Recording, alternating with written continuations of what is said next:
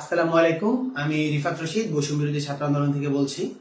শুরুতে ধন্যবাদ দিতে চাই বাংলাদেশের ছাত্র নাগরিকের যে সমন্বিত ঐক্য, সেটিকে আপনারা দেখতে পেয়েছেন যে গোটা বাংলাদেশ যে প্রহসনের যে বলবো যে শোক দিবসের পালন, তার মুখে ঝামা ঘষে দিয়ে আমাদের শহীদদের রক্তের প্রতি শ্রদ্ধা জানিয়ে, সম্মান জানিয়ে তাদের প্রোফাইল পিকচারে লাল করে দিয়েছে এবং চোখে এবং মুখে লাল পতাকা বা কাপড় বেঁধে প্রতিবাদ জানিয়েছে।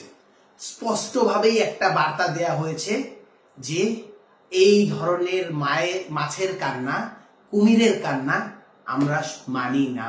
বাংলাদেশের ছাত্র সমাজকে হত্যা করে সেই হত্যাকারী যখন মাছের কান্না কেঁদে শোক দিবস ঘোষণা করে, রাষ্ট্রীয় শোক ঘোষণা করে, এগুলো আর বাংলার